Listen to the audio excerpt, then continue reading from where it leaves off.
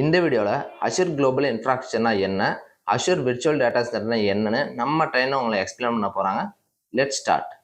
இப்போ இந்த data centre அப்படிங்கிறது என்னங்கிறத பார்த்துருவோம். ஸ்க்ரீன் தெரியுதான்னு மட்டும் பாருங்கள். நான் வேறு ஸ்க்ரீன் லோடு பண்ணியிருக்கேன். தெரியுது, ஓகே. இப்போ பாருங்கள், இது வந்து மைக்ரோசாஃப்ட் .com எடுத்துருக்கேன். நான் முதல்லயே நான் நிறைய தடவை சொல்லிட்டேன், பட் திருப்பி நான் ரிப்பீட் பண்ணுறேன். என்னென்னா, எந்த ஒரு கண்டென்ட்டும் எந்த ஒரு மைக்ரோசாஃப்ட் அஷூர் பற்றி நான் படிக்கும்போது இல்லை சொல்லும்போது நான் ரெஃபரன்ஸ் வந்து மைக்ரோசாஃப்ட் .com தான் எடுப்பேன். இதை தவிர்த்து நான் வேறையும் ரெஃபர் பண்ண மாட்டேன். அதே மாதிரி ஆஸ் அ ஸ்டூடெண்ட் நான் உங்களையும் அதுதான் சொல்லுவேன். ஏதாவது ஒன்று வேணும் அப்படின்னா மைக்ரோசாஃப்ட் .com ரெஃபர் பண்ணுங்க. இப்போ நான் பாருங்கள், இந்த டேட்டா சென்டர் வந்து இதில் தான் ரெஃபர் பண்ணியிருக்கேன். சரியா? இது வந்து மைக்ரோசாஃப்ட் .comோட சைட்டு. இந்த பிக்சர் பார்த்தீங்கன்னா ஒரு விஷுவல் டூல். இது பாருங்க, சும்மா அந்த டாட்ஸ் எல்லாம் பாருங்க. என்ன டாட்ஸ் எல்லாம் வந்து என்ன சொல்லுதுன்னா, இங்கே வந்து ஒரு இது இருக்கு பாருங்க, வெஸ்ட் US2 அப்படிங்கிறான். இப்போ இது வந்து வெஸ்ட் சென்ட்ரல் US அப்படின்னு சொல்றான். இது பேர் என்ன? இந்த மாதிரி வெஸ்ட் சென்ட்ரல் அப்படின்லாம் வந்துச்சுன்னா இதுக்கு பேர் ரீஜன் அப்படின்னு சொல்லுவாங்க. இப்போ குட்டி குட்டி டாட்ஸாக இருக்கு, ப்ளூம் விண்ட் ஃபார்ம் அப்படின்னு. மேபி அது டேட்டா சென்டராக இருக்கலாம், இல்லைன்னா ஜோனாக இருக்கலாம். சரி, இங்கே பாருங்க, இன்னொன்று லாஸ் லோமாஸ் விண்ட் ப்ராஜெக்ட்னு சொல்லியிருக்கான். பக்கத்தில் இன்னொன்று இருக்குது, ஆன்சன் சோலார் ப்ராஜெக்ட். அப்படின்னா அவங்கவுங்க அந்தந்த டேட்டா சென்டர். இப்போ ஃபார் எக்ஸாம்பிள் அது டேட்டா சென்டர் எப்படி உருவாகும் அப்படின்னா, லெட்ஸே பாலாஜி வந்து ஒரு இன்வெஸ்டர்னு வச்சுப்பாங்க.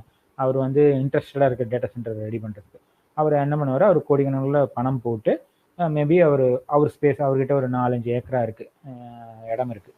அவர் வந்து மைக்ரோசாஃப்ட் கிட்ட சொல்கிறார், இந்த மாதிரி என்கிட்ட ஸ்பேஸ் இருக்குது, I am interested to work with partner with Microsoft, so I want to give that space to build our data சென்டர்னு சொல்கிறார். உடனே மைக்ரோசாஃப்ட் வந்து okay will make you an infrastructure பார்ட்னர்னு சொல்லிட்டு அவங்க சில கண்டிஷன்ஸ் எல்லாம் போட்டு they will both work together and they will construct data center. ஓகேவா? இப்போ அது வந்து ஓன்டு பை பாலாஜிங்கிறனால Balaji will name it. Let's say it may be an Balaji infra project அப்படின்னு சொல்லி ப்ராஜெக்டை நேம் பண்ணிப்பான். அவ்வளோதான், அது ஜஸ்ட் நேம் தான். பட் எவ்ரி திங் will taken care and governed by Microsoft. Space வந்து அவர் தான் இருக்கலாம், பட் வந்து மற்ற சர்வீசஸ் எல்லாம் ப்ரொவைட் பண்ணுறது அவங்க மைக்ரோசாஃப்ட். மேபி லீஸ் மாதிரி எடுத்துருவாங்க 99 இயர்ஸ்க்கு. இப்போ நார்மலாக வந்து எல்லாரும் இப்படி தான் போகிறாங்க, யாரும் ரெண்ட்டுக்கு போகிறதில்ல, லீஸ் தான். 99 இயர்ஸ் அந்த மாதிரி தான் போகிறாங்க. சரியா? இது வந்து ஒரு பெஸ்ட் எக்ஸாம்பிள். பார்த்தீங்கன்னா இது வந்து சும்மா ஒரு விஷுவலாக காண்கிறதுக்காக அவங்க வச்சுருக்காங்க. அதனால் இப்போ நீட்டாக உங்களுக்கு இதில் ஈஸியாக தெரியுது. உங்களால் இது விஷுவலாக பார்க்க முடியுதுல்ல? நான் வந்து என்னோட மிஷினில் காட்டுறேன், உங்களால் விஷுவலாக பார்க்க முடியுதுன்னா ஓகே. இல்லை அப்படின்னா என்ன பண்ணுங்கன்னா, இந்த யூஆர்எலுக்கு போய்க்கோங்க, datacenters.microsoft.com. நான் வேணா பிங் பண்ணுறேன், அது வந்து உங்களுக்கு யூஸ்ஃபுல்லாக இருக்கும். இதெல்லாம் வந்து நீங்கள் நினைக்கலாம் இதெல்லாம் பெருசாக என்ன சார் அப்படின்னா, பட் இந்த மாதிரி நீங்கள் பார்த்து படிச்சிங்கன்னா தான் என்ன ஆகும். நான் உங்களுக்கு பிங் பண்ணிட்டேன், பார்த்துக்கோங்க. ஓகேவா? இப்போ வந்து இதில் வந்து ஈஸியாக நம்ம வந்து ஒவ்வொரு ஏரியாவும் ஒரு ரீஜியன் எப்படி இருக்குது பாருங்கள். ஆஃப்ரிக்காவில் பார்த்தீங்கன்னா ரொம்ப கம்மியாக தான் இருக்குது. இந்த இடத்துல ஒன்று இருக்குது, அப்புறம் இங்கே என்னமோ சின்னதாக ஏதோ ஒன்று வச்சுருக்காங்க, அப்புறம் இங்கே இருக்குது. ஆஃப்ரிக்காவில் ரொம்ப கம்மி, பட் ஆஃப்ரிக்காவுக்கு மேலே பார்த்தீங்கன்னா ஏகப்பட்ட சென்டர்ஸ் இருக்குது. அப்போ நம்ம நாட்டுதுன்னு பார்த்தீங்கன்னா நம்ம நாட்டுது கம்மி தான், அளவாக தான் இருக்கும். நம்மளுக்கு வந்து கம்மியாக தான். இப்போ ஆஸ்திரேலியாவில் பாருங்கள், ஆஸ்திரேலியா இங்கே இருக்குது. இது பாருங்க, இன்னொரு பக்கம் ஆஸ்திரேலியாங்கிறது ரொம்ப தூரம் நம்ம இந்தியாவை கம்பேர் பண்ணும்போது. சரியா? இது வந்து யூஎஸ்க்கு இப்படி இருக்கு, ஆப்பிரிக்காது இருக்கு, நம்ம இந்தியாவது. நான் ஆக்சுவலாக நம்ம இந்தியா தான் ஃபர்ஸ்ட் பார்த்தோம்னு நினைக்கிறேன். ஆமாம், இந்த இடத்துல இதுதான் சரியா எனக்கு விஷுவலாக தெரிய மாட்டேங்குது. இது வந்து நம்ம இந்தியாவில் பார்த்தீங்கன்னா அவங்க கொஞ்சம் சென்டர்ஸ் எல்லாம் அவங்க வந்து வச்சிருக்காங்க. சரி, இது வந்து ஃபுல்லாக தெரியுது. நம்ம இங்கே பார்த்தீங்கன்னா அவங்க வந்து இது வச்சிருக்காங்க, ஃபில்டர்ஸ் வச்சிருக்காங்க. இண்டஸ்ட்ரி கம்ப்ளைண்ட்ஸ்னா என்ன, டிசாஸ்டர் ரிகவரி எங்கெல்லாம் இருக்கும். அதே மாதிரி பாருங்க, ஒவ்வொரு லெஜெண்டுக்கும் இங்கே இது வச்சிருக்கான். க்ரீனாக இருந்துச்சுன்னா ரீஜனு, டைமண்டாக இருந்தால் ஜியாகிரஃபி. அப்புறம் வந்து இன்னொன்று நம்ம என்ன பார்த்தோம், ப்ராஜெக்ட்ஸ் தான் வந்து மோஸ்ட்லி. இது ஒன்றும் டேட்டா சென்டராக இருக்கும் அந்த மாதிரி. இது ப்ராஜெக்ட்ஸ் தான் 3 விதமாக வச்சுருக்காங்க, விண்டு, சோலார், மிக்சடு அப்படின்னு. விண்டுனா உங்களுக்கு வந்து அந்த காற்றாலை யூஸ் பண்ணி பவர் ஜென்ரேட் பண்ணுற அந்த டேட்டா சென்டர், அதனால விண்டுன்னு அதுக்கு விண்ட் டைப். அதுக்கு பேர் ப்ராஜெக்ட். அவங்க அந்த ப்ராஜெக்டாக யூஸ் பண்ணாங்க. சோலார்னா இந்த மாதிரி சன் மாதிரி போட்டு, மிக்சர்னா ரெண்டும் சேர்ந்த மாதிரி அந்த டேட்டா சென்டரில் இருக்கும். இதை ஃபில்டர் பண்ணி நீங்கள் செக் பண்ணிக்கலாம் எதெல்லாம் வந்து ரீஜன் அப்படின்னு சொல்லிட்டு. இங்கே எல்லாமே டிக்காக இருக்குது. நான் அதை மட்டும் எடுத்துவிட்டேன்னு வச்சுக்கோங்க, இந்த ரீஜன் மட்டும் காட்டும். சரியா? நீங்கள் இந்த யூஆர்எல், இந்த சைட், இது வந்து அஃபிஷியல் சைட்டு பாருங்க, மைக்ரோசாஃப்ட் டேட்டா சென்டர்ஸ்னே போட்டிருக்கு. இது வந்து அஃபிஷியல் சைட். நீங்கள் வேறு சைட்டில் போயிட்டு வேறு எதுவும் பார்க்கக்கூடாது. இதில் பார்த்தீங்கன்னா தான் லேட்டஸ்ட்டாக என்ன இருக்கோ அதில் வந்து தெரிஞ்சிடும். இதில் மோஸ்ட்லி இது அப்டேட்டடாக வச்சுருப்பாங்க. எனக்கு தெரிஞ்சு எவ்ரி டே 24 ஹவர்ஸ்க்கு ஒரு அப்டேட் ஆகிட்டே தான் இருக்கும். சரியா? முதல்லலாம் இத்தனை லைட்ஸ் எல்லாம் இங்கே தெரியவே தெரியாது. இப்போ பார்த்தீங்கன்னா நிறைய தெரியுது. 2023 ஏகப்பட்டது தெரியுது. சரியா? இது வந்து ஒரு நல்ல விஷுவலைசேஷன் டூல். இதெல்லாம் ரிப்போர்ட்டிங் டூல், விஷுவலைசேஷன் டூல் அப்படின்னு சொல்லலாம். பாருங்கள் எவ்வளோ ஈஸியாக நீங்கள் வந்து ஒரு உலகத்தில் இருக்க அத்தனையும் நீங்கள் வந்து பார்க்கலாம். ஒரு பக்கம் தான் உருட்ட முடியுது. அதாவது ரைட் லெஃப்ட் ரைட் தான் பார்க்க முடியுது. சரியா? ஈஸியாக நீங்கள் வந்து இதை ரெஃபர் பண்ணிக்கலாம். வேணா ஜூம் பண்ணிக்கோங்க. நல்லா ஜூம் பண்ணி பார்த்துக்கலாம். அவ்வளோதான். சரியா? இது ஒரு ரெஃபரன்ஸ். இப்போ பார்த்தீங்கன்னா டேட்டா சென்டர் பற்றி உங்களுக்கு இப்போ ஒரு ஐடியா கிடச்சிருக்கும். ஓகே, இத்தனை டேட்டா சென்டர் இருக்குது, இத்தனை ரீஜன்ஸ் இருக்குது அப்படின்னு சொல்லிட்டு. நீங்கள் இதை பார்க்காம படிச்சுட்டே இருந்தீங்கன்னா அப்பவும் புரியும் தான். பட் இதை பார்த்துட்டிங்கன்னா இதுவும் மனசில் உங்களுக்கு இருக்கும். ஓகே, ஸ்ரீனிவாசன் இப்போ டேட்டா சென்டர்னு சொல்கிறாங்கன்னா ஓகே அது எல்லா இடத்துல இருக்குது. இப்போ நான் வந்து இன்டர்லிங்க் ஆகிருக்கு பாருங்க. இந்த சி லிங்க்ல இன்டர்லிங்க் ஆகிருக்கு பாருங்க. இதுக்கும் என்ன லிங்க்னா இந்த ஃபைபர் ஆப்டிக் கேபிள் தான்.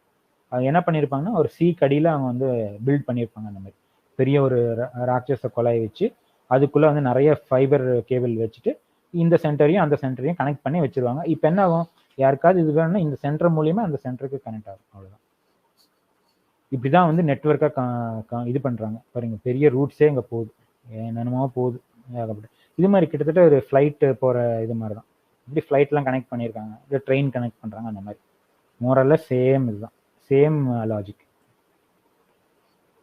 சரியா? Okay, yeah okay. நான் இப்போ வந்து என்ன பார்த்தோம், இந்த அஷூர் டேட்டா சென்டர் பார்த்தோம். அடுத்தது நம்ம இதை பார்க்கலாம், தாராளமாக இதை பார்க்கலாம். ஓகே, இப்போ வந்து இது பார்த்தோம். பெரிய லெவலில் நம்ம வந்து என்ன சொல்ல ரீஜன்ஸு அதெல்லாம் பார்த்தோம். அடுத்த லெவலுக்கு பார்த்தீங்கன்னா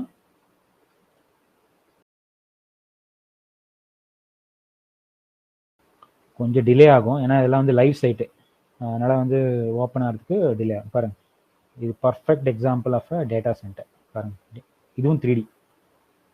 ஒரு டேட்டா சென்டர் எப்படி இருக்கும் அப்படின்னா பார்த்தீங்கன்னா அதில் பாருங்கள், நான் சொன்னல அந்த காற்றாலை இதெல்லாம் இருக்கும், சோலார் இருக்கும், பேனல், இதெல்லாம் பவர் ஜென்ரேட் பண்ணி கொடுக்கும். அதாவது அவங்களே வந்து தனியாக வந்து இது வச்சுருக்காங்க பாருங்கள். இதெல்லாம் வந்து இது உங்களுக்கு வந்து ஜென்ரேட் பண்ணுறது. ஆக்சுவல் பில்டிங் வந்து இங்கே இருக்கும். அது போக சப்போர்ட்டட் குட்டி குட்டி பில்டிங்ஸ்லாம் இருக்கும். அது ஏதோ சிம்பிள்லாம் போட்டு காட்டுறாங்க. அப்படின்னா இந்த பக்கம் வந்து அந்த சேட்டலைட்டுக்கு உண்டானது இருக்குது, அந்த மாதிரி காட்டுறாங்க கொஞ்சம். சரியா? இந்த மாதிரி ஒரு டிப்பிக்கலாக ஒரு லேண்டில் ஒரு ஸ்பேஸில் இந்த மாதிரி ஒரு டேட்டா சென்டர் ஃபார்ம் பண்ணியிருப்பாங்க. சரி, ஃபார் எக்ஸாம்பிள் நான் வந்து இல்லை ஒரு டிப்பிக்கல் டேட்டா சென்டருக்குள்ளே எப்படி இருக்குன்னா, சும்மா அந்த லாபியை கிளிக் பண்ணோம்னா அதோட உள்ள இருக்க ரிசப்ஷனை காட்டும். சும்மா ஒரு ஐடியா இப்படி தான் இருக்கும் அப்படிங்கிற ஒரு ஜென்ரிக் டேட்டா சென்டர்னா இப்படி தான் இருக்கும். இப்போ நான் ஒரு எக்ஸாம்பிள் எடுத்து சொன்னேன். பாலாஜி வந்து அவர் இடம் வச்சிருக்காரு 10 ஏக்கரா, அதில் வந்து பண்ணுறாருன்னா அவரோட இதை வந்து பில்டிங் பிளான் வந்து இப்படி தான் போட்டு தருவாங்க. பாலாஜி உங்களோட இது வந்து டேட்டா சென்டர் வந்து பிக்சர் வந்து இப்படி இருக்கும், நீங்கள் வந்து ஓகேவான்னு சொல்லுங்கன்னு சொன்னால் ஓகேன்னு சொன்னார்னா அவர் அங்கே இருக்கிற இது மாதிரியே ஆர்கிடெக்சர் மாதிரியே அவங்களுக்கு வந்து ஒரு பில்டிங் பில்ட் பண்ணி கொடுத்துருவாங்க. கொஞ்சம் வெயிட் பண்ணுங்க, கொஞ்சம் அதாவது லோட் ஆகிறதுக்கு கொஞ்சம் ஒரு 30 செகண்ட்ஸ் அந்த மாதிரி டைம் ஆகும்.